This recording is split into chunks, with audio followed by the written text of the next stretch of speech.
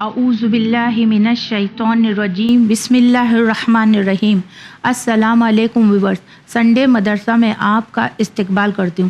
امید کرتی ہوں کہ آپ نے بہت اچھے سے قرآن مجید کی گھر پہ بیٹھ کے پریکٹس کیا ہوگا اور اپنے بچوں کو بھی سکھایا ہوگا۔ جیسے کہ آپ کو معلوم ہے کہ ہم نے پچھلے ایپیسوڈ میں سورہ لیل پڑھا تھا اور جو کہ سورہ لیل کمپلیٹ نہیں ہوا تھا، تو پوری کوشش کروں گی کہ اس ایپیسوڈ میں سورہ لیل کمپلیٹ ہو جائے۔ تو سورہ لیل میں 21 آیت ہے، جس میں سے ہم نے 1 سے لے کر 10 تک کی پریکٹس کیا تھا پچھلے ایپیسوڈ میں۔ اب اس ایپیسوڈ میں 11 سے لے کر 21 آیت تک ہم کمپلیٹ کر دیں گے سورہ لیل کو۔ تو چلیے اسی کے ساتھ شروع کرتے ہیں سورہ لیل۔ بسم اللہ الرحمن الرحیم۔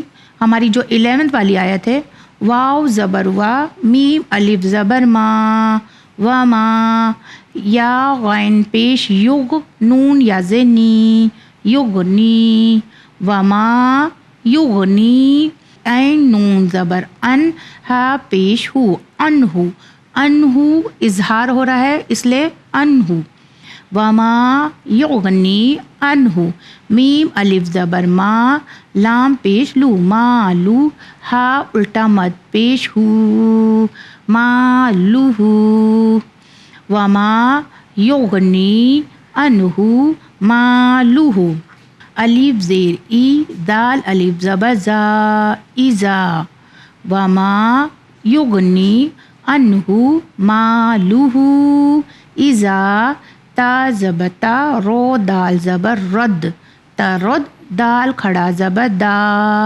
تردا، وما یغنی انہو مالوہو ایزا تردا۔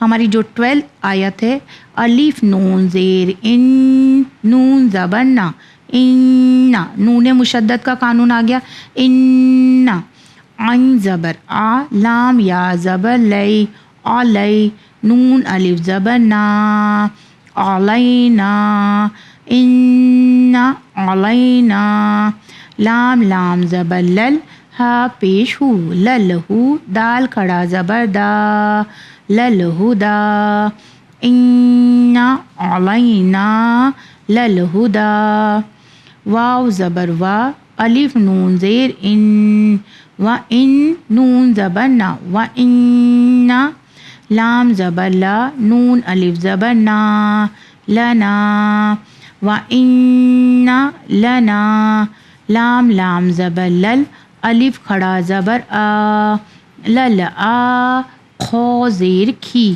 لل آخی، رو زبر را، لل آخی رو، تا زبر تا، لل آخی رتا، و ان لنا للآخرة، واو لام زبر ول، الف واو پیش او، ول او، لام کھڑا زبر لا، ول اولا، و ان لنا للآخرة والاولا، فا زبر فا، الف نون زبر ان، فا ان، زال رو زبر زر، فانذر، تو پیش تو، فانذرتو، کیف میم پیش کم، فانذرتکم، نون الف زبر نا، رو الف دو زبر رن، نارن، فانذرتکم نارن، تا زبر تا، لام زو زبر لز، تلز، زو کھڑا زبر زو، تلزو، فانذرتکم نارن تلزو، لام الف زبر لا، یا سوا زبر یس، لام کھڑا زبر لا، یسلا، ہا الف مد زبر ہا، یسلاہا، لا یسلاہا، الف لام زیر ال، لام لام زبر لل، اللل، الف شین زبر اش، اللل اش، قوف لام زبر قل، اللل اشقل، لا یسلاہا الا الاشقل، لام زبر لا، دال ید ذی، لذی، کیف زال زبر کز،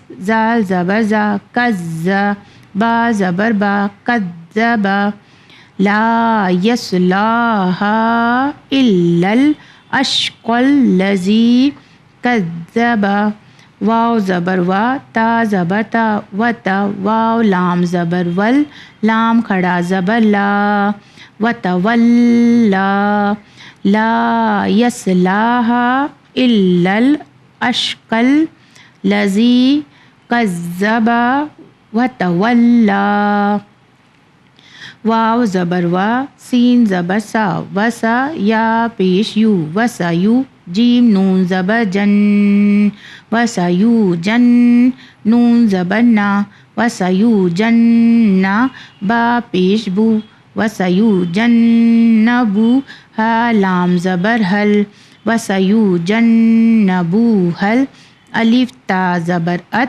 قوف لام زبر کل، ات قل، وسیجنبوها الاتقل، لام زبر لا، دال یا زی، لذی، وسیجنبوها الاتقل لذی، یا حمزہ پیش یو، تا یا تی، یؤتی، میم الف زبر ما، لام زبر لا، مالا، ہا الٹا پیش ہو، مالہو، یؤتی مالہو، یا زبر یا، تا زبر تا، یتا، زا کیف کھڑا زبر کا، یتزکا، یؤتی مالہو یتزکا، واو زبر وا، میم الف زبر ما، وما، لام زیر لی، الف زبر آ، لیا، ہا زبر ہا، لیاح، دال دو زیر دن، لیاحدن، وما لیاحدن، عین نون زیر ان، دال زبر دا، اندا، ہا الٹا پیش ہو، عندہ، وما لیاحدن عندہ، مین نون زیر من، نون عین زیر نی، من نے، میم زبر ما، من نعمہ، تا دو زیر تن، من نعمتن، تا جیم پیش تج، زا کھڑا مد زبر زا، تجزا، وما لأحد عندہ من نعمت تجزا، الف لام زیر ال، لام با زبر لب، اللب، تا زیر تی، اللبتی، غین الف مد زبر غا، اللبتغا، حمزہ زبر آ، اللبتغا، واو جیم زبر وج، ہا زیر ہی، وجہی، رو با زبر رب، با زیر بی، ربی، ہا لام زیر ہل، ربی ہل، اللبتغاء وجہ ربہ، الف عین زبر آ، لام کھڑا زبر لا، اعلی، اللبتغاء وجہ ربہ الاعلی۔ اس سورے کی جو آخری آیت ہے، واو زبر وا، لام زبر لا، ولا، سین واو زبر سو، ولا سو، فا زبر فا، ولا سوفا، یا رو زبر یر، زود کھڑا زبر زو، یرزا، ولا سوفا یرزا۔ جیسا کہ آپ نے دیکھا کہ کس طرح سے میں نے سورہ لیل کو پڑھا ہے 11 سے لے کر 21 تک، بس ایک ساتھ پھر سے اس آیت کو پڑھوں گی تاکہ اور اچھے سے اس کی پریکٹس ہو سکے۔ وَمَا يُغْنِي عَنْهُ مَالُهُ إِذَا تَرَدَّى إِنَّ عَلَيْنَا لَلْهُدَى وَإِنَّ لَنَا لَلْآخِرَةَ وَالْأُولَى فَأَنذَرْتُكُمْ نَارًا تَلَظَّى لا يصلاها إلا الأشقى الذي كذب وتولى وسيجنبوها الأتقى الذي يؤتي ماله يتزكى تزكى وما لأحد عنده من نعمة تجزى إلا ابتغاء وجه ربه الأعلى وَلَسَوْفَ يَرْضَىٰ۔ سورہ لیل کو کس طرح سے میں نے ایک ایک آیت پڑھا، پھر ایک ساتھ پڑھنے کی کوشش کی، اسی کے ساتھ کہ مجھے پورا یقین ہے کہ آپ بھی سورہ لیل کو بہت اچھے سے گھر پہ پریکٹس کرائیں گے، اپنے بچوں کو بھی اور خود بھی پریکٹس کریں گے۔ بس اسی کے ساتھ مجھے دیجیے اجازت، بڑھتے ہیں مورل سٹوری کی طرف۔ خدا حافظ۔ بسم اللہ الرحمن الرحیم۔ پیارے بچوں، السلام علیکم۔ آپ تمام کا استقبال ہے پروگرام سنڈے مدرسہ میں۔ اس بار ہم آپ کے لیے جو سٹوری لے کے آئے ہیں یہ حضرت عیسیٰ علیہ السلام سے جڑی ہوئی ہے۔ حضرت عیسیٰ علیہ السلام ایک بار ایک راستے سے گزر رہے تھے، تب انہوں نے دیکھا کہ ایک کھیت میں ایک بزرگ، ایک ضعیف آدمی کافی دیر سے کام کر رہا ہے۔ وہ کافی بزرگ تھا، کافی اولڈ تھا، لیکن پھر بھی وہ کام کر رہا تھا، محنت و مشقت کر رہا تھا۔ اور جب کافی دیر گزر گئی تو وہ شخص کچھ دیر کے لیے بیٹھ گیا، اور بس کچھ ہی لمحے ہوئے تھے کہ وہ پھر اٹھ کر کام کرنے لگا۔ جس بات پر حضرت عیسیٰ علیہ السلام نے سوچا میں جا کر معلوم کرتا ہوں کہ ابھی تو یہ آرام کرنے بیٹھا تھا، یہ پھر سے کیوں فوراً کام کرنے کے لیے کھڑا ہو گیا۔ جب حضرت عیسیٰ علیہ السلام اس شخص کے پاس گئے اور انہوں نے سوال کیا تو اس بزرگوار نے بتایا کہ جب میں کام کر رہا تھا تو میرے ذہن میں یہی بات چل رہی تھی کہ میں اتنا بزرگ ہوں، میری کافی عمر ہو چکی ہے، مجھے اب کتنا جینا ہے، مجھے کام کر کے کیا فائدہ۔ تو میں بیٹھ گیا، لیکن جب میں بیٹھ گیا تو میرے ذہن میں خیال آیا کہ اگر میں اسی طرح بیٹھے رہوں گا، میں محنت نہیں کروں گا تو میں اپنا گزارا کس طرح کروں گا۔ اور پروردگار عالم کو بھی وہ شخص پسند نہیں جو زیادہ آرام کرے، اللہ بھی اسی شخص کو پسند کرتا ہے جو کام کرتا رہے، جو محنت کرے۔ اور جیسے ہی بس میرے ذہن میں یہ خیال آیا میں پھر سے اٹھ گیا اور میں کام کرنے لگا۔ حضرت عیسیٰ علیہ السلام مسکرائے اور انہوں نے کہا کہ تم نے بالکل ٹھیک کیا، ہمیں اپنی زندگی میں محنت کرتے رہنی چاہیے۔ پیارے بچوں، اس سٹوری سے آپ نے کیا سیکھا؟ اب یہ مت کہیے گا کہ ہم تو چھوٹے چھوٹے ہیں، بچے ہیں، ہم کیا محنت کریں گے۔ آپ کے لیے آپ کی اسٹڈیز کرنا سب سے بڑی محنت ہے۔ اپنے لیسن پر دھیان دیجئے، اچھے سے پڑھائی کریے۔ اگر آپ محنت کریں گے تو آپ کے مارکس اچھے آئیں گے۔ اگر آپ یہ سوچیں گے ارے میں تو صرف آرام کروں گا، پھر میں صرف دعا پڑھ لوں گا اور میں پاس ہو جاؤں گا، مجھے بہت اچھے پرسنٹیج مل جائیں گے، تو ایسے تو نہیں ہونے والا نا۔ Prayers and hard work is the key to success. آپ کو اچھے سے پڑھائی کرنی چاہیے۔ اور جب بات محنت کی آتی ہے تو ہم جانتے ہیں نا کہ ہمارے ڈیڈی گھر کے باہر رہتے ہیں، کتنا کام کرتے ہیں، اسی طرح ہماری مما بھی گھر میں کھانا بناتی ہے، گھر کو کلین رکھتی ہے، آپ کا خیال رکھتی ہے، آپ کے ڈیڈی کا خیال رکھتی ہے، آپ کے پورے گھر کا خیال رکھتی ہے۔ وہ کتنی ساری محنت کرتی ہے، تو ہم بھی ان کی چھوٹی موٹی ہیلپ تو کر سکتے ہیں نا۔ آپ کے ڈیڈ آفس سے آئیں گے تو آپ ان کے ہاتھ سے بیگ لے سکتے ہیں، مسکرا کر ان سے بات کر سکتے ہیں، انہیں پانی دے سکتے ہیں۔ یہ بھی ایک چھوٹی سی محنت ہے، پہل ہے کسی کو خوش کرنے کے لیے۔ آپ جانتے ہیں آپ کی مما بازار سے آئی ہے، آپ ان کے ہاتھ سے بیگز لے سکتے ہیں گروسری کی، آپ ساتھ ہی انہیں پانی دے سکتے ہیں، ان کے ساتھ بیٹھ سکتے ہیں۔ آپ کے گھر میں کوئی بزرگ ہے، آپ ان کے لیے نیوز پیپر پڑھ سکتے ہیں۔ یہ ساری چھوٹی چھوٹی چیزیں، چھوٹی چھوٹی محنت اللہ کو بہت پسند ہے۔ تو میں امید کرتی ہوں کہ آپ ابھی سے ان تمام چیزوں کو کرنے کی کوشش کریں گے۔ آئیے دیکھتے ہیں سسٹر فاطمہ آپ کے لیے کیا لے کر آئی ہیں۔ بچوں السلام علیکم۔ ہم نے پچھلی بار بات کی تھی امام موسیٰ کاظم علیہ السلام کے بارے میں کہ کس طرح انہیں مظلومی کے ساتھ شہید کیا گیا تھا۔ اب ہم بات کر رہے ہیں امام علی رضا علیہ السلام کے بارے میں۔ امام علی رضا علیہ السلام سے کون واقف نہیں ہے؟ آپ کے ہمارے 8ویں امام ہیں، رسول خدا صلی اللہ علیہ وآلہ وسلم کے 8ویں جانشین ہیں۔ امام علی رضا علیہ السلام کی ولادت 11 ذوالقعدہ 148 ہجری مدینے میں ہوئی۔ کچھ روایتوں میں ملتا ہے کہ ان کی ولادت 11 ذی الحج کو ہوئی۔ جس وقت امام رضا علیہ السلام اس دنیا میں آئے ان سے ملنے کی بہت زیادہ تمنا تھی امام جعفر صادق علیہ السلام کو، لیکن ان کے پیدا ہونے کے 15 دن پہلے ہی امام جعفر صادق علیہ السلام اس دنیا سے جا چکے تھے، یعنی وہ اپنے پوتے سے نہیں مل پائے، حالانکہ انہیں بہت زیادہ خواہش تھی۔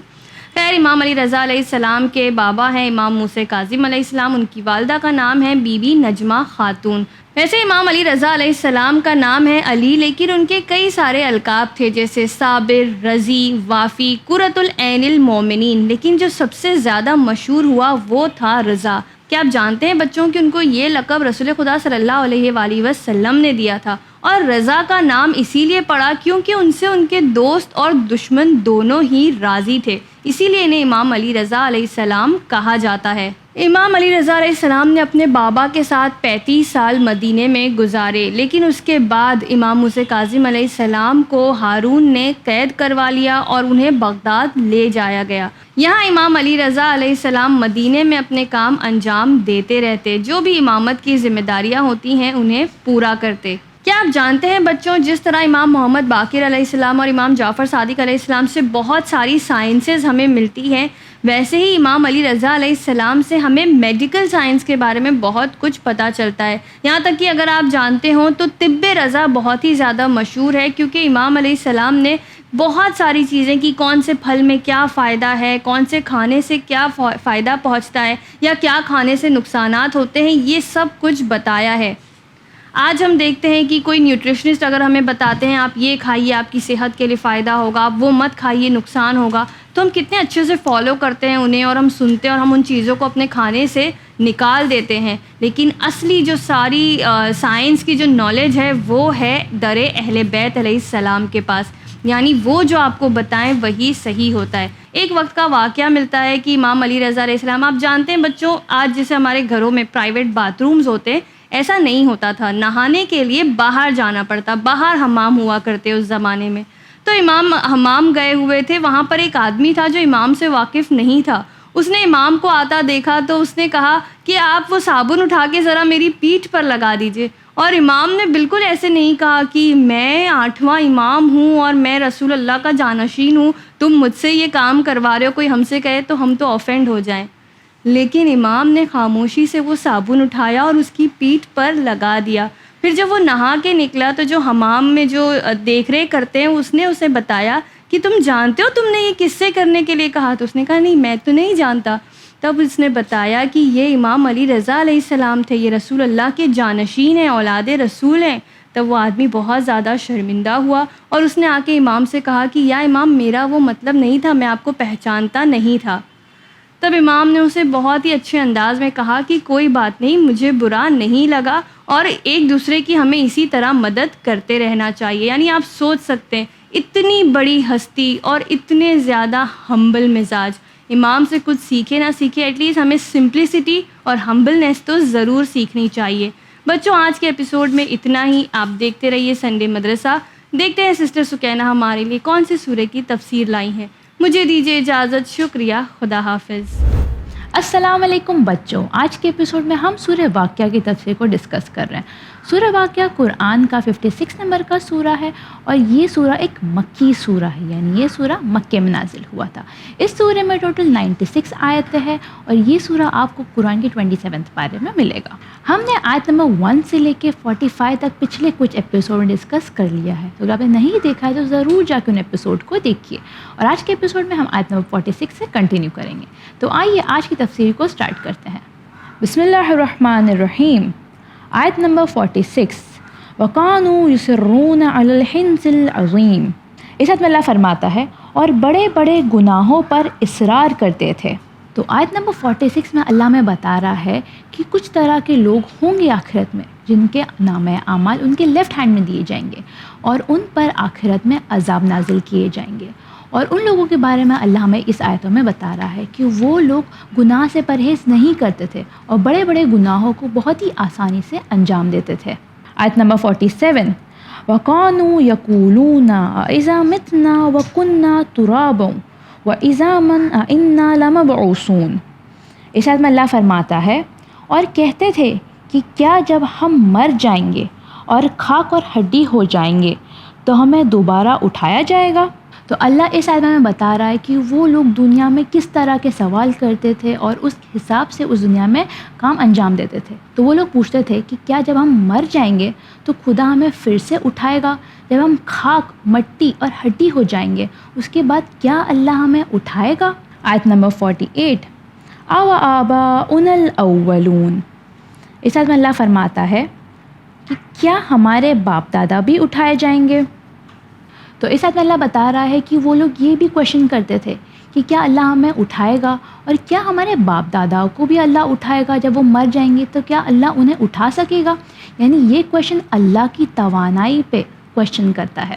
آیت نمبر 49، قُلْ إِنَّ الْأَوَّلِينَ وَالْآخِرِينَ۔ اس آیت میں اللہ فرماتا ہے آپ کہہ دیجئے کہ اولین اور آخرین سب کے سب۔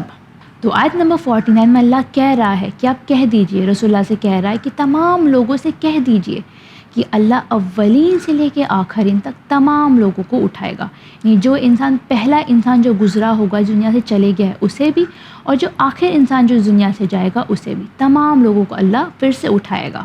آیت نمبر 50، لَمَجْمُوعُونَ إِلَىٰ مِيقَاتٍ يَوْمٍ مَّعْلُومٍ۔ اس آیت میں اللہ فرماتا ہے ایک مقرر دن کے وعدہ گاہ پر جمع کیے جائیں گے۔ تو آیت نمبر 50 میں اللہ یہ بتا رہا ہے کہ ایک مقرر دن پر، یعنی ایک ڈیسائیڈڈ ڈے پر ایک جگہ پر تمام لوگوں کو جمع کیا جائے گا۔ تو آج کے ایپیسوڈ میں بس اتنا ہی۔ آپ ٹیم سنڈے مدرسہ کو دیجیے اجازت اور بنے رہیے چینل ون پر۔